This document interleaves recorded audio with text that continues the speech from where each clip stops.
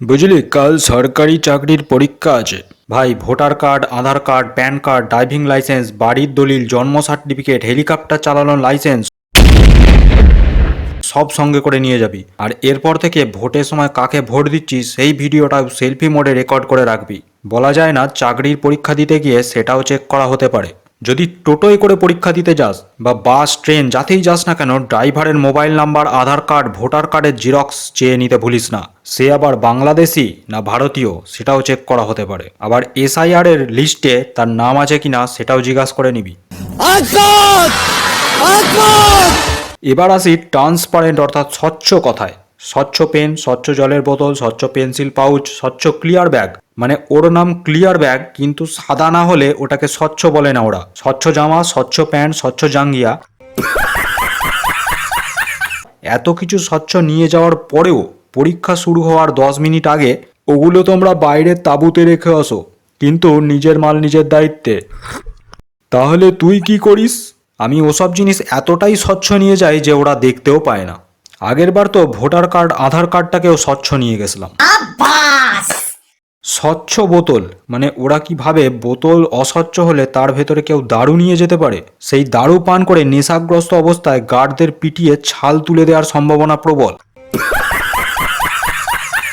কারণ অলরেডি পরীক্ষার্থীরা প্রচণ্ড ফ্রাস্ট্রেটেড। কোনো শান্তশিষ্ট সুন্দরী মহিলা ম্যাডাম গার্ড পরলে কপাল খুব ভালো,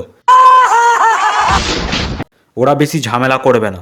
কিন্তু সারাদিন বউয়ের মুখ ঝামটা খাওয়া ও সংসারের সব কাজকর্ম সেরে গার্ড দিতে আসা কোনো কালুয়া স্যার যদি গার্ড পড়ে, তাহলে তাকে মা ঠাকুমার নামে গালি দিয়েও তোর মন শান্তি পাবে না। পেছন চুলকালে তুই যদি পিছনে হাত দিয়ে চুলকাস, টুকলিবাজ সন্দেহে তোর প্যান্ট খুলিয়ে ন্যাংটো করে হলের সবাইয়ের সামনে নিজের ক্ষমতা প্রদর্শন করে মহিলাদের কাছে হিরো সাজবে কালুয়া।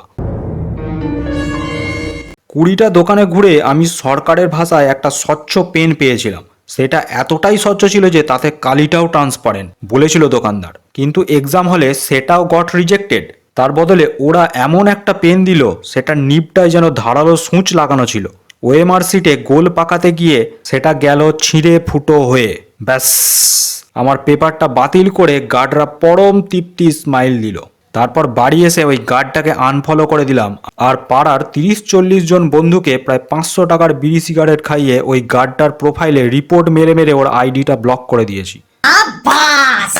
তারপর সবচেয়ে বড় দুমুখ বিষয়টা হলো, অ্যাডমিট কার্ডে লেখা থাকবে সব কিছু জেরক্স আনতে হবে। কিন্তু কিন্তু কিন্তু কিন্তু তুই যখন হলে পৌঁছাবি তখন জানতে পারবি যে ডকুমেন্টের জেরক্স কপি চলবে না, অরিজিনাল ছাড়া অ্যালাও করাও হবে না।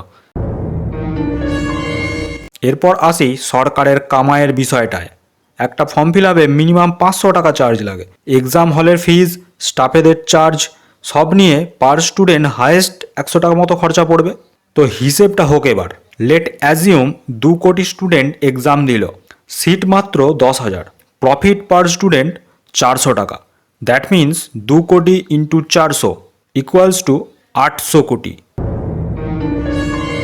ওই 800 কোটি টাকার শুধুমাত্র ইন্টারেস্ট থেকে চাকরি পাওয়া এমপ্লয়ীদের মাইনে দিয়ে যাবে সারা জীবন। তারপর ওই এমপ্লয়িগুলো রিটায়ার্ড হয়ে যাওয়ার পর সুদের টাকাগুলো কে পাবে? আপনারাও ভেবে দেখবেন। সাবস্ক্রাইব করবেন।